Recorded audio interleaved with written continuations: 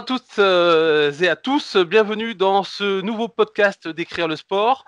Aujourd'hui, tout comme on l'a fait avec Mélissa Plaza il y a quelques semaines, c'est un format un petit peu particulier, c'est un format interview et pour cette interview, on va recevoir un historien qui intervient déjà beaucoup dans les médias ces derniers temps. Vous allez le comprendre très vite avec le sujet de son livre. Son livre, on l'a critiqué, c'est moi qui l'ai chroniqué il y a peu sur le site, c'est Corps politique, plus précisément le sport dans les luttes des Noirs américains pour l'égalité de la fin du 19e siècle jusqu'à nos jours, même si ça va surtout jusqu'à la fin des années 70. Donc notre invité, c'est Nicolas Martin Breteau, historien spécialiste des États-Unis et notamment de l'histoire des Afro-américains ou Africains-américains. Je sais qu'il y a les deux manières de dire. D'ailleurs, ça serait intéressant pour savoir pourquoi vous avez choisi l'un et pas l'autre. Et également spécialiste du racisme. Et je vous disais, on parle d'actu parce que ce livre résonne malheureusement, parce que ça veut dire que les choses n'ont pas tant bougé que ça, avec l'actualité aux États-Unis, mais également en France, notamment autour du mouvement Black Lives Matter. Bienvenue, Nicolas. Merci, bonjour à tous et à toutes. Merci Gaëtan pour cette invitation.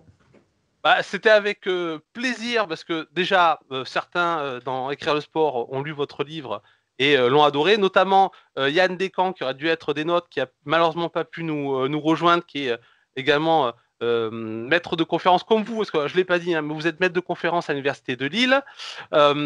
Et c'est pas votre premier livre, puisque vous avez déjà sorti un livre sur Webb Dubois. C'était une traduction critique de son livre Les Noirs à Philadelphie, c'est bien ça? Absolument, c'est ça. Et donc c'est votre deuxième livre, Corps politique. Voilà, si l'on peut dire, le premier, c'était plutôt une traduction de l'œuvre de Dubois, avec une introduction critique, comme vous le dites. Et puis là, oui, c'est un livre qui est entièrement écrit par moi et qui est issu de ma thèse de doctorat. Ok, d'ailleurs, justement, on va rentrer dans le vif du sujet. Pourquoi avoir choisi d'écrire ce livre? Pourquoi aussi avoir choisi cette thématique très centrée sur Washington? Alors, j'ai choisi d'écrire ce livre parce que le sport, en fait, est une activité sociale tout à fait centrale dans l'histoire africaine-américaine et qui, aussi bizarre que cela puisse paraître, a relativement peu été étudiée. Il existe beaucoup de livres aux États-Unis sur le sport noir américain, en particulier du point de vue des stars, des athlètes les plus connus de l'histoire, mais très peu de livres en fait sur l'usage politique du sport par la base, c'est-à-dire par les anonymes, par les petits garçons et les petites filles, par leurs professeurs et leurs parents, au cours de la longue durée historique. Et si j'ai choisi Washington, c'est parce que cette ville, jusqu'au début du XXe siècle, était la capitale de l'Amérique noire. Donc c'est évidemment la capitale du pays, mais c'était également la capitale de l'Amérique noire au sens où c'était la plus grande ville noire de tous les États-Unis. Et c'est à Washington que s'est mis en place pour la première fois la construction d'un programme politique via l'activité sportive, justement pour participer au combat pour l'égalité et la justice de la communauté noire américaine. Justement, effectivement, dans votre livre, vous expliquez très bien le cheminement politique qui se fait autour du sport dans la communauté afro-américaine. Euh, Qu'est-ce qui la rend différente de ce qu'on a pu observer dans d'autres grandes cités américaines où il y a eu quand même également, alors soit au niveau sportif, soit d'une manière générale dans le monde culturel, politique, économique afro-américain, de grandes avancées. Alors je pense par exemple à New York avec notamment Harlem, Chicago, Philadelphie. Quelle est la différence? Qu'est-ce qui fait que Washington est un petit peu à part? Disons que Washington est à part du point de vue chronologique. En fait, très rapidement, les autres grandes métropoles des États-Unis accueillant de fortes communautés noires ont participé de la même histoire. Donc c'est le cas par exemple de New York avec Harlem, mais aussi le cas de Chicago, entre autres. La particularité de Washington, c'est le fait que très tôt, cette ville a été le centre intellectuel, politique et économique de la communauté noire aux États-Unis. C'est à Washington qu'habitaient les plus grandes figures politiques et culturelles de la communauté. Et c'est à Washington pour la première fois que s'est constituée une bourgeoisie noire puissante, aussi bien donc au niveau culturel que économique. Et c'est pour ça que j'ai voulu étudier cette ville en particulier, parce que elle permet d'étudier les racines, les origines de l'utilisation politique du sport par les Noirs aux États-Unis. Ah, alors d'ailleurs, votre livre commence à la fin du 19e siècle, après ce qu'on appelle donc l'ère de la reconstruction. Euh, donc les gens vont pouvoir lire votre livre et voir tout ce parcours, toute cette lutte qui va se faire à partir de la fin du 19e siècle. Mais est-ce que vous pouvez nous dire qu'est-ce qui se passait avant? Alors moi, par exemple, qui suis un fan de baseball et qui travaillait un petit peu sur l'histoire du baseball, par exemple, ce qu'on appelle le black baseball, qui va préfigurer l'arrivée des Negro Leagues, commence dès la fin de la guerre de sécession. Donc, où en était, avant cette fameuse période de la fin du 19e siècle, le sport afro-américain? Disons que les Africains américains commencent à jouer au sport bien avant la fin du 19e siècle. On peut même, comment dire, en tant qu'historien et historienne, étudier eh bien, l'usage du sport sur les plantations. Donc les esclaves eux-mêmes, avant même la guerre de sécession et l'abolition de l'esclavage, pratiquaient des activités sportives. Et comme vous le rappelez, le baseball a très tôt été comment dire, une activité pratiquée par les Noirs aux États-Unis.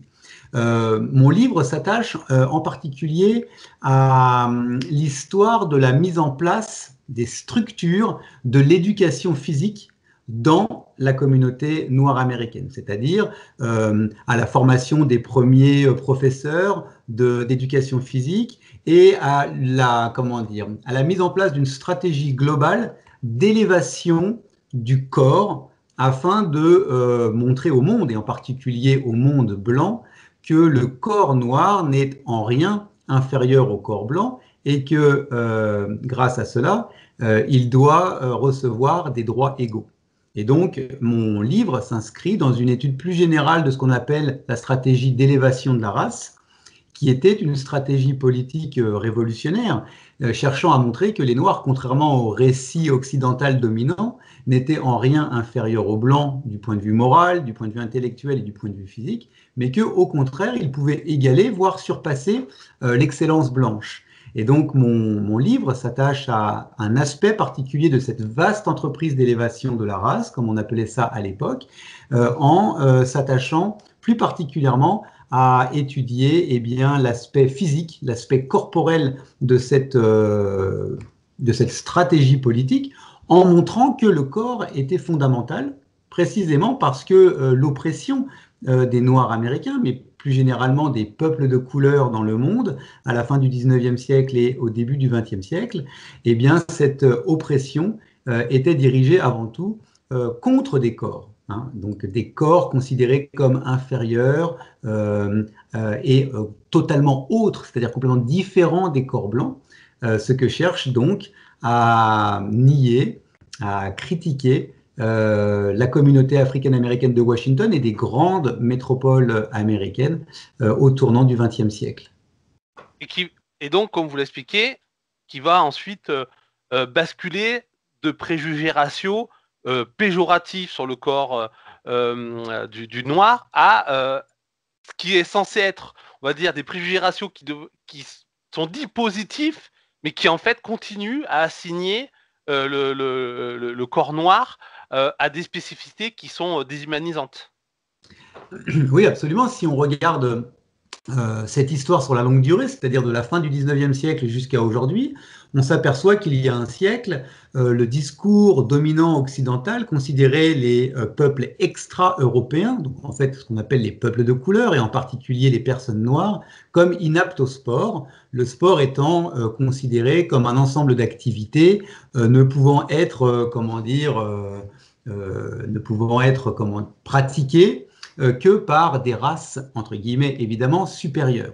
Il faut se rappeler que le sport moderne est né notamment en Angleterre, sur les campus des grandes universités anglaises, puis des grandes universités américaines, et on considérait que dans le sport, il y avait quelque chose de l'ordre d'une activité noble qui ne siérait, si l'on peut dire, qu'aux races blanches, notamment à la race et je mets des guillemets évidemment à chaque mot, à la race dite anglo-saxonne.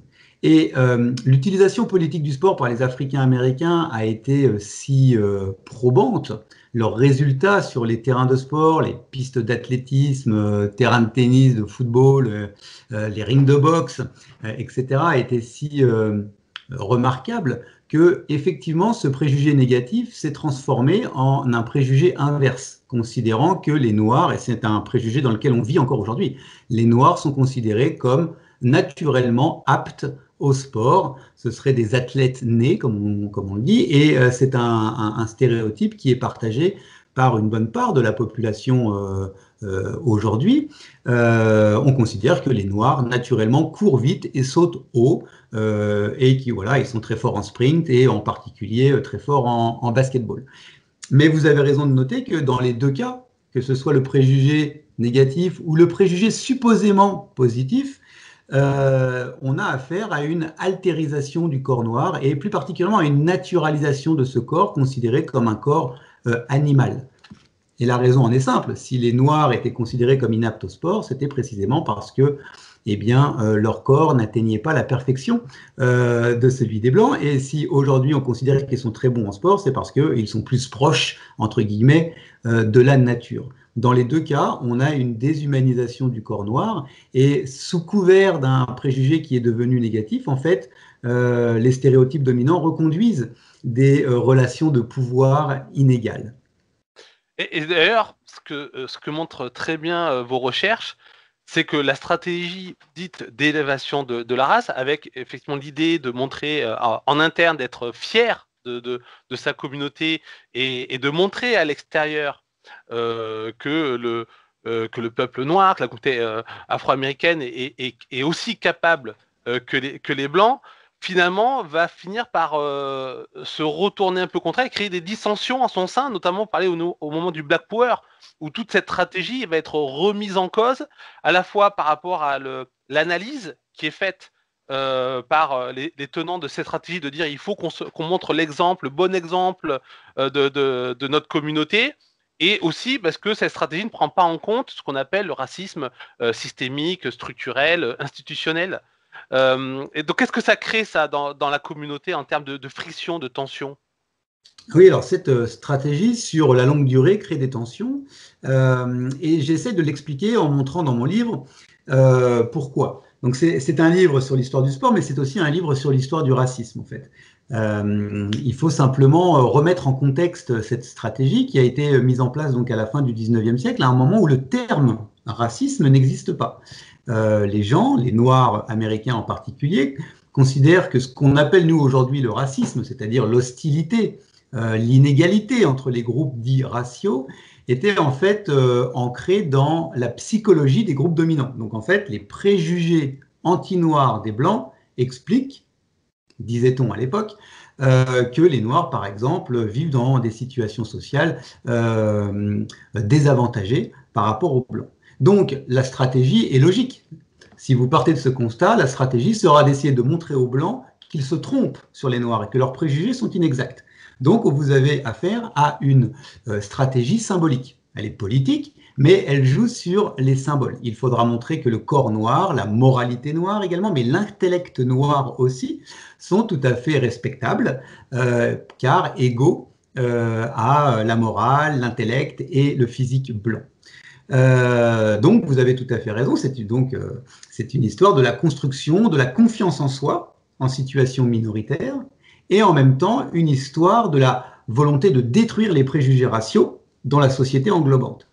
Sauf que cette vision du racisme considérée comme un préjugé n'a pas été, comment dire, la même tout au long du siècle et demi qui nous sépare du début de notre histoire, car voilà, au niveau du milieu du XXe siècle, les militants noirs américains, en particulier les militants du Black Power, montrent que pour penser le racisme, il ne faut pas le penser en termes psychologiques, mais en termes structuraux. C'est-à-dire que le racisme se reproduit à l'insu des personnes. C'est-à-dire essayer de prouver à un raciste qu'il a tort, ça ne changera strictement rien parce que d'une certaine façon, la société pense à travers lui.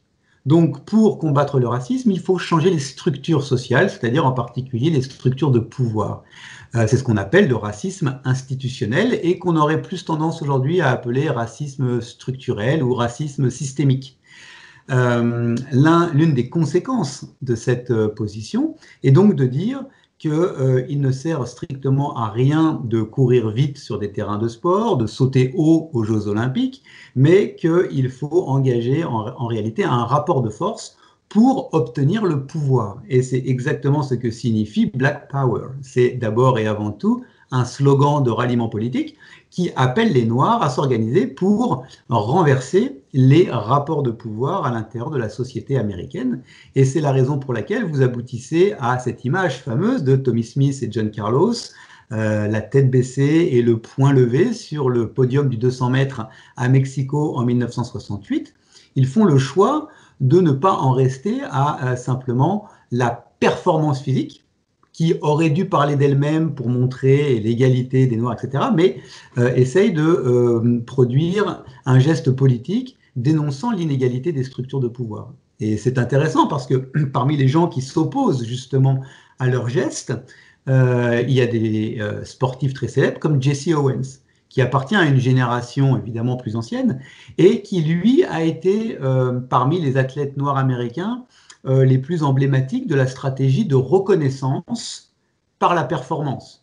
Et évidemment, tout le monde a en tête ces 4 médailles d'or aux Jeux Olympiques de Berlin en 1936, au cœur même du Troisième Reich. Si quelqu'un a fait, si quelqu'un a beaucoup fait pour détruire les préjugés concernant l'infériorité du corps noir, c'est bien Jesse Owens, en plein cœur de l'Allemagne nazie, si vous voulez.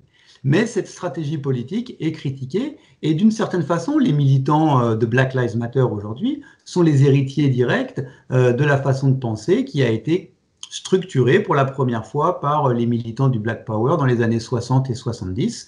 Nous ne pensons plus que la performance seule puisse détruire le racisme. Et d'ailleurs, on peut simplement mettre en rapport cette façon de penser avec la grève tout à fait historique d'un certain nombre d'équipes, de joueurs et joueuses professionnelles aux États-Unis, en particulier en NBA. C'est quelque chose qui était difficilement pensable pour des générations plus anciennes, hein, au début du XXe siècle, se priver de la possibilité de prouver son égalité en refusant de jouer. C'est quelque chose qui doit être mis en contexte dans la mesure où cela révèle les façons qu'on a aujourd'hui de penser le racisme. Bah, justement, je voulais en venir là, mais vous y êtes rentré de plein pied. Euh, les débats qui entourent Black Lives Matter, et notamment dans le cas du sport américain, qui effectivement a touché la NBA, mais qui a touché aussi des ligues. Je pense à la MLB, qui a souvent ce côté trait d'union, apolitique, on est censé être au centre, le National Posthume réunificateur, qui elle aussi s'est mobilisée de manière assez surprenante, assez rapidement pour une ligue qui en général prend assez son temps sur les questions sociétales. Euh, Est-ce que finalement, ces débats que vous mettez en lumière dans votre livre, et notamment au moment des années 50, 60, 70, ces tensions au niveau de la stratégie adoptée, est-ce qu'elles ont vraiment disparu? Est-ce qu'on n'est pas encore aujourd'hui, aux États-Unis, mais même en France, sur ces questions de savoir finalement quel type de racisme on doit combattre? Est-ce que c'est un racisme systémique, institutionnel? Est-ce que c'est simplement des préjugés raciaux dans la psychologie de quelques individus, on dirait déviants dans la société?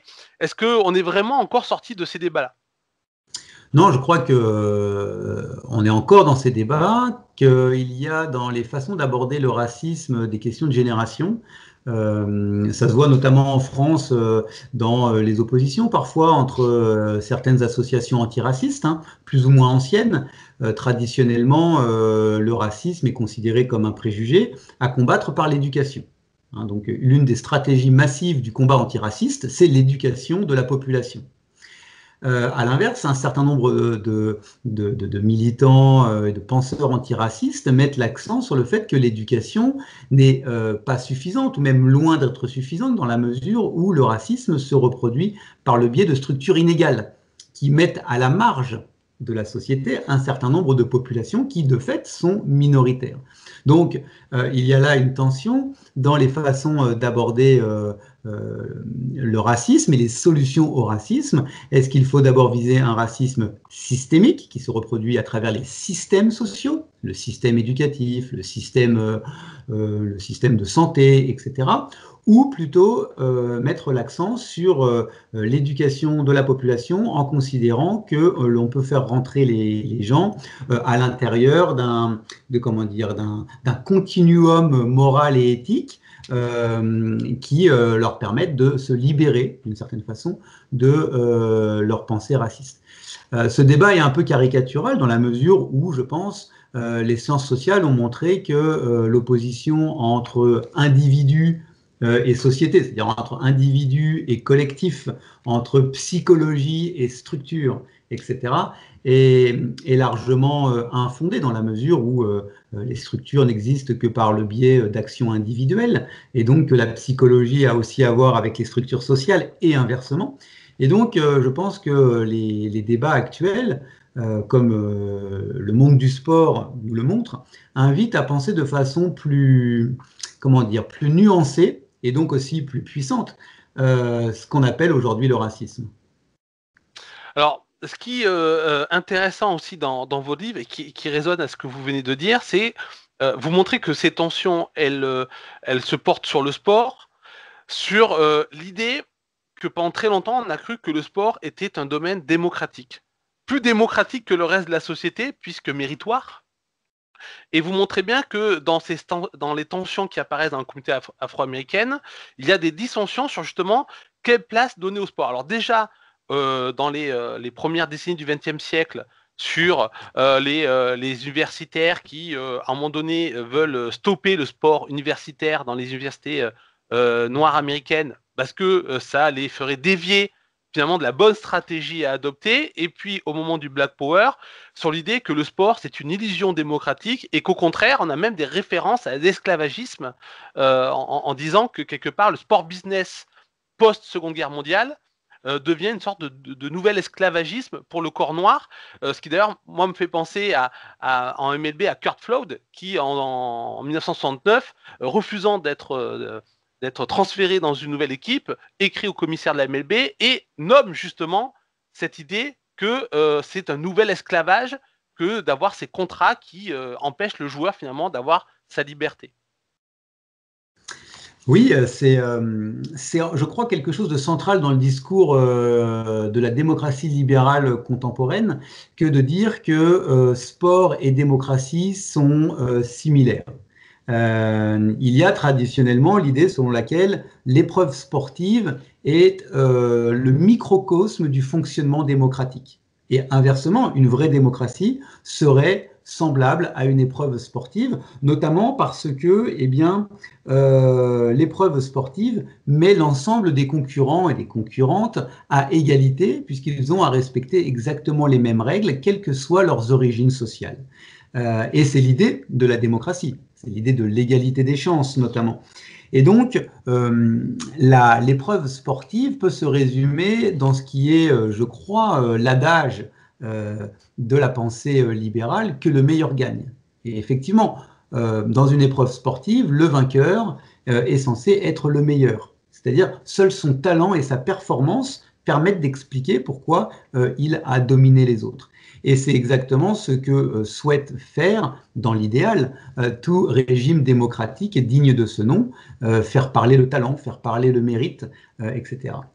Ceci dit, les sciences humaines et sociales, avec les militants du Black Power qui ont joué un rôle très important dans l'histoire des sciences sociales de ce point de vue, ont bien mis en valeur le fait que le mérite et le talent dans la société ne sont pas, comment dire, des qualités qui sont abstraites de nos origines.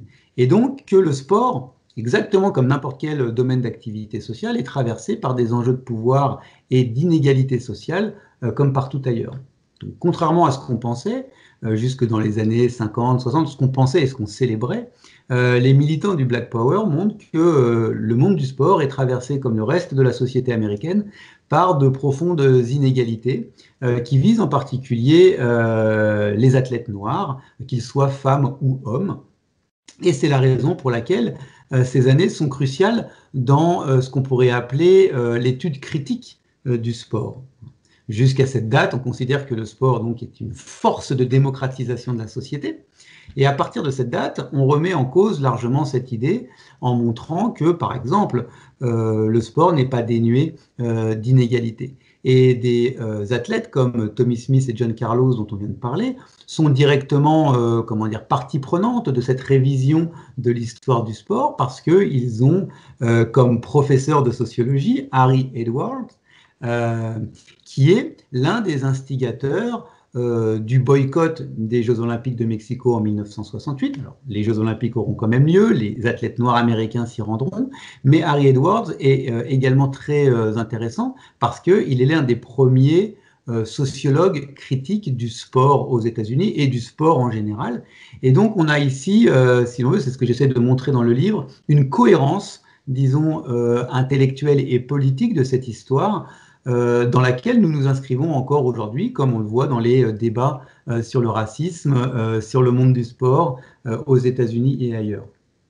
Mais d'ailleurs, est-ce que la puissance des images des boycotts en NBA, en MLB, en MLS, les prises de parole en NFL, et avec, on va dire, il y a quelques années, Colin Kaepernick, qui a quelque part ouvert la voie à cette peut-être nouvelle génération d'athlètes, parce que quand vous refaites référence à Tommy Smith et John Carlos, c'est vrai que c'est aussi l'époque où Jackie Robinson va radicaliser, entre guillemets, son discours, après avoir effectivement été dans l'exemple. Il va être, lui, appel au boycott des JO. Il y a Bill Russell en NBA qui va prendre énormément la parole.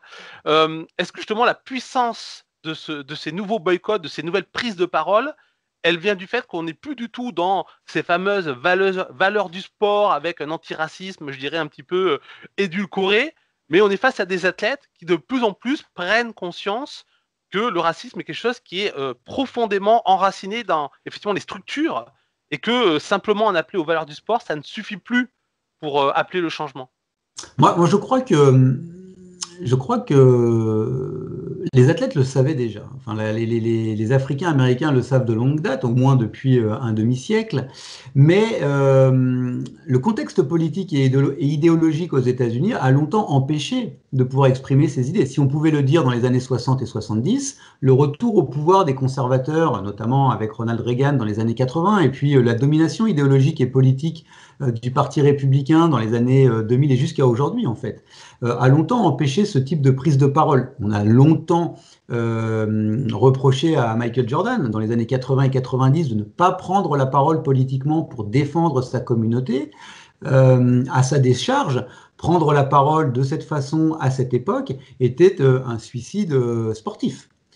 Je ne dis pas que Colin Kaepernick a pris une décision facile. À l'époque, il était très isolé, même s'il a été rejoint. Néanmoins, la parole de Colin Kaepernick, la parole de LeBron James aujourd'hui sont portées par un mouvement de dizaines de milliers, de centaines de milliers d'anonymes, rassemblés notamment, mais pas simplement, dans le mouvement Black Lives Matter, qui permet l'émergence de ces voix que l'on considère être des modèles.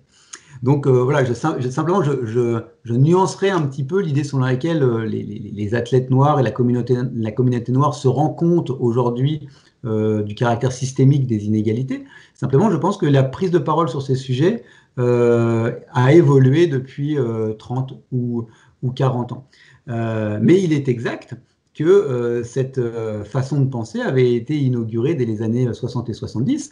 Parmi tous les grands noms du sport noir américain à avoir défendu ces positions, évidemment, il faut penser à Mohamed Ali, qui a été et qui reste, je pense, le sportif noir américain le plus important de l'histoire des États-Unis, à cause ou grâce à son oui, disons-le, son ampleur historique et politique qui a fait de lui le porte-parole de toute une communauté. Alors pour pas déborder, parce que j'avais promis qu'on ferait à peu près dans les 30 minutes, on va revenir au livre lui-même. Dans ma chronique que j'ai faite sur écrire le sport, je disais que c'est un livre d'érudit.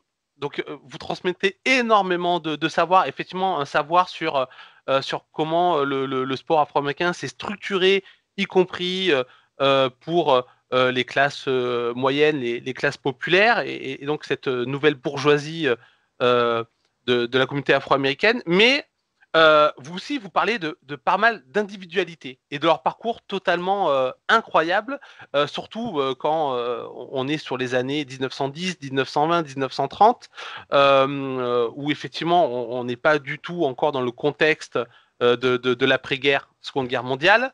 Il y a un côté vraiment romanesque. Est-ce que c'était voulu, ou est-ce que l'énergie qui parfois se dégage de certains de ces parcours, c'est vraiment par rapport à la lutte qu'ils ont dû mener, même si c'était pas forcément toujours une lutte très médiatique, parce que en France, ce sont pas forcément des noms que l'on connaît, mais c'est des gens qui ont énormément compté dans la lutte pour les droits civiques.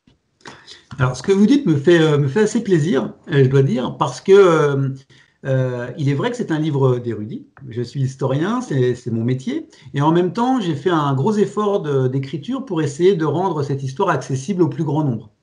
Donc, effectivement, il y a un travail sur le côté littéraire de l'enquête historique qui est menée ici, et se dégage effectivement à travers ce récit général et l'ensemble des récits particuliers, individuels de personnes que je prends pour sujet d'étude, eh bien, cette impression de romanesque. Car il y a effectivement, au cours des 150 dernières années dans l'histoire africaine-américaine, quelque chose qui est de l'ordre, voilà, du récit passionnant, donc du roman, si l'on peut dire, dans la mesure où on a affaire à une communauté qui est littéralement écrasée par l'oppression raciale à la fin du 19e siècle, au moment où, par exemple, le Ku Klux Klan est créé, et au moment où les suprémacistes blancs détruisent méthodiquement les droits et les avancées raciales qui ont été mises en place à la suite de l'abolition de l'esclavage.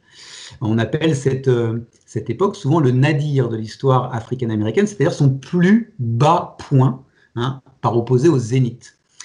Mais cette oppression ne fait pas de la communauté africaine-américaine un ensemble de personnes qui ne seraient que des victimes. Au contraire, ce que j'essaye de montrer avec une histoire par le bas, c'est-à-dire une histoire très locale, des écoles, des lycées, des universités, etc., c'est que ces anonymes n'ont jamais cessé de se battre, en fait, pour leur dignité et pour la justice, et ont utilisé le sport pour cela. Et ce qui est intéressant avec la ville de Washington, me semble-t-il, c'est que voilà, des garçons et des filles tout à fait comme les autres, euh, par comment dire, dévouement de leurs parents, par implication de toute leur communauté, ont réussi à devenir les porte-paroles de millions de personnes et ont de fait occupé pendant les années 1940, 60, 70 les avant-postes du mouvement pour les droits civiques. Donc il y a quelque chose de tout à fait romanesque parce que ça dépasse même l'histoire des individus. On a des combats qui sont pensés d'emblée par les Africains-Américains comme des combats transgénérationnels. Ils savaient très bien à la fin du 19e siècle que l'égalité et la justice ne pourraient pas être atteintes en une génération et que donc il fallait investir dans et sur ces enfants pour y parvenir. D'ailleurs, ce qu'on vit aujourd'hui avec la situation aux États-Unis et la question en particulier des violences policières, mais plus généralement des inégalités socio-raciales aux États-Unis, montre que ce combat n'est toujours pas terminé malgré les immenses avancées qui ont eu lieu depuis 100 ans. Donc effectivement, il y a là quelque chose d'à la fois tragique, puisque c'est un combat qui semble infini, et en même temps qui est tout à fait enthousiasmant, car j'essaye de montrer voilà, qu'au au pire moment de leur histoire, peut-être, les Africains-Américains ont créé eux-mêmes les ressources politiques pour pouvoir se battre et pour pouvoir remporter un certain nombre de combats. Et on oublie trop souvent, je pense, que le sport a été, parmi toutes les activités sociales, peut-être l'une des plus importantes, précisément pour montrer la dignité du corps noir, ce corps noir qui était lynché, qui était tué, martyrisé, torturé, violé, de façon systématique, hein, aux États-Unis pendant la plus grande partie du XXe siècle. D'ailleurs, parce que là, ce que vous abordez et ce que j'essaie aussi d'aborder à travers ma question, c'est l'aspect visibilité. Est-ce que vous, de votre point de vue d'historien, vous pensez que c'est notamment cette période du Nadir et puis plus généralement, donc de la fin du 19e jusqu'à la Seconde Guerre mondiale, jusqu'à l'apparition effectivement de Jackie Robinson et puis de Bill Russell, de Mohamed Ali. Est-ce que vous pensez que cette période-là, elle est sous-représentée au niveau de la culture? C'est vrai on a des films sur Jackie Robinson, on a des films sur Mohamed Ali, énormément de documentaires, énormément de romans, d'essais. Est-ce que vous n'avez pas l'impression que cette période qui a mené justement à celle-ci, elle est sous-représentée culturellement? Je pense que vous avez raison, elle est sous-représentée culturellement et je pense que la raison en est assez simple. On a trop tendance à aborder l'histoire du sport comme une histoire de longue suite de modèles. Vous voyez, donc on individualise en fait cette histoire en tirant un certain nombre de stars dont les plus connus voilà, sont, je sais pas moi, Jack Johnson, Jesse Owens, Joe Louis, jusqu'à aujourd'hui, je ne sais pas moi, Serena Williams, LeBron James, etc. Euh, ça a tout à fait sa pertinence, hein. Je ne dis pas qu'il ne faut pas étudier les stars. Néanmoins, en individualisant cette histoire et en la décontextualisant, c'est-à-dire en perdant de vue les raisons politiques qui ont fait du sport une arme pour l'égalité et la justice dans la communauté africaine-américaine, on manque son importance. C'est-à-dire qu'on casse en fait ce que je disais, c'est-à-dire on casse ce lien intergénérationnel qui a porté les athlètes au premier plan de leur communauté. Ils n'étaient pas les seuls. On peut penser aussi aux musiciens qui ont joué, aux musiciens et aux musiciennes, aux chanteurs et aux chanteuses, par exemple, qui ont joué un rôle tout à fait exceptionnel dans cette longue lutte pour la visibilité de l'égalité, c'est-à-dire rendre visible l'égalité de corps considérés comme inférieurs. Et même certains ont utilisé le sport et l'art. Je pense à Paul Robeson qui, Ah, euh, absolument. qui Qui apparaît d'ailleurs dans mon livre et exactement. je n'en parle pas beaucoup parce que il est connu et je voulais montrer que son parcours à lui, Paul Robson, n'est pas exceptionnel. C'est-à-dire que ce que lui a été, d'autres l'ont été aussi parce qu'il participe d'une histoire plus générale. Donc d'un mot, Robson, il est connu aujourd'hui comme étant un chanteur et un acteur, mais à l'origine, c'est-à-dire il a d'abord été connu aux États-Unis comme athlète. Comme athlète, lorsqu'il était étudiant, il était l'un des meilleurs joueurs de football américain de sa génération. Et c'est comme cela qu'il a d'abord été connu et acclamé. Puis il est devenu chanteur, puis il est devenu comédien notamment, et puis aussi évidemment militant pour les droits civiques. Ce qui est intéressant chez Robson, c'est cette complétude de l'éducation qui insiste aussi bien sur l'intellect que sur le corps pour essayer de montrer que les Africains américains, loin d'être inférieurs, sont égaux aux Blancs en tout point. Oui, et c'est ce que vous montrez sur d'autres parcours. Je pense à Montagu Cobb, à William Asty. Il y en a un troisième aussi, Richard Drew. Charles, qui est le plus Voilà, célèbre des trois peut-être. voilà. Ouais. Et qui ont eu des carrières d'athlètes universitaires assez incroyables, avec des records, des compétitions de gagner, qui pour certains même sont devenus finalement la star de leur université blanche quand ils ont fait le transfert jusqu'à ce type d'université, et qui ensuite sont devenus effectivement des grands scientifiques, des juges pour l'un d'eux. Oui. Et je pense notamment à quoi, parce que je crois que c'est lui qui fait les examens pour montrer que Jesse Owen n'est pas une, une sorte d'animal sur pattes humain, mais que c'est un être humain comme les autres, mais qui simplement a travaillé dur pour en arriver là où il était. Et voilà, des parcours qui auraient pu être mis en scène dans un film, par exemple, et Ah, mais qui ne le sont pas. chacun de ces parcours pourrait faire l'objet d'un film. Ces trois individus, qui étaient trois petits garçons, comme tout le monde, ils sont tous les trois nés en 1904 et je les étudie en particulier, ont suivi la même éducation et le même parcours. Montague Cobb, dont vous parlez, a été très très fort, notamment en course de fond et de demi-fond. Et quand il est devenu adulte, il est devenu l'un des plus grands anthropologues physiques des États-Unis. Et c'est à ce titre que il a passé le corps de Jesse Owens au rayon X en 1935, donc juste l'année avant les JO, pour montrer à l'ensemble de la presse et de l'opinion publique américaine que le corps de Jesse Owens n'avait rien d'animal, n'avait rien de différent du corps des autres athlètes, et en particulier les athlètes blancs, qui expliquerait ces records du monde remarquables, à la fois sur sprint et sur saut en longueur. Et donc, voilà, ces personnes sont tout à fait remarquables et exemplaires car elles révèlent comment leurs parents, leurs grands-parents ont investi sur elles précisément pour obtenir à une ou deux générations d'écart, eh bien, la justice pour laquelle déjà les esclaves se battaient, c'est-à-dire leurs grands-parents, arrière-arrière-grands-parents, etc. Je tiens à dire que par exemple, quelqu'un comme Charles Drew, qui suit le même parcours, devient l'un des plus grands médecins de l'histoire du XXe siècle et a inscrit son nom dans l'histoire de la médecine, notamment grâce à la mise au point de la conservation du plasma humain pendant la Seconde Guerre mondiale. Donc on a des gens qui sont tout à fait exceptionnels et d'autant plus exceptionnels que ce même Charles Drew faisait des records sur 110 mètres haies qui lui auraient valu, s'il avait pu y participer, certainement une médaille aux Jeux Olympiques de Paris en 1924 ou sur l'épreuve du pentathlon. Donc voilà, on a des gens dont on a oublié le combat et que j'ai essayé de rappeler dans ce livre.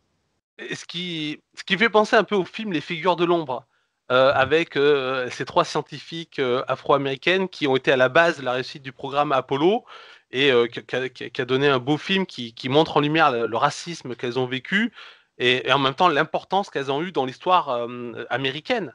Et Oui, effectivement, on pourrait imaginer que ces trois personnes qui sont, je crois, qui ont un an d'écart, je crois, dans leur parcours universitaire, hein. Enfin, ils ouais, sont à c'est peu près ça. des mêmes moments, pourraient très bien faire un film avec ces trois figures montrant leur parcours. Bon, on lance l'idée à Hollywood, hein, si c'est le cas. Ah ben, je vous remercie. Mais je crois que vous avez raison. Moi, ce livre est assez proche de ce que montrent les figures de l'ombre, sauf que moi, au lieu de le montrer du point de vue intellectuel, parce que les figures de l'ombre parlent d'intellectuels, de scientifiques, j'en parle du point de vue physique, du point de vue corporel. Et ces deux aspects font partie d'une même stratégie politique, la stratégie d'élévation de la race. Bon, ben, merci beaucoup, Nicolas Martin Breteau. C'était très intéressant. J'espère que vous qui nous regardez, vous allez apprécier cette interview.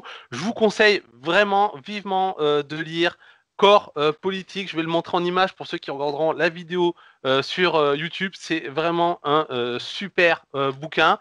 Comme on l'a dit, c'est beaucoup de savoirs qui sont des clés de compréhension pour comprendre le monde d'aujourd'hui. Alors effectivement, ce qui se passe dans le sport américain, mais également dans le sport français et dans nos sociétés respectives, et puis qui mettent en lumière effectivement des parcours assez extraordinaires. J'en citerai un autre, je sais pas si, je pense que vous le connaissez. C'est une histoire populaire du sport aux États-Unis de Dave Zirin, qui justement s'attache à montrer des figures connues et moins connues et de montrer justement l'évolution du sport américain. Il y a une grosse, on va dire, thématique sur le sport afro-américain, même si ça parle également du sport féminin. Donc voilà, c'est vraiment deux lectures que je vous conseille. Merci Nicolas. Merci beaucoup, Gaëtan. Et puis pour ceux qui nous regardent, eh ben, n'hésitez pas à nous suivre sur le blog. On publie régulièrement des critiques, des interviews. Et puis il y a quelques podcasts qui se préparent. Donc restez connectés. Au revoir à tous et à bientôt.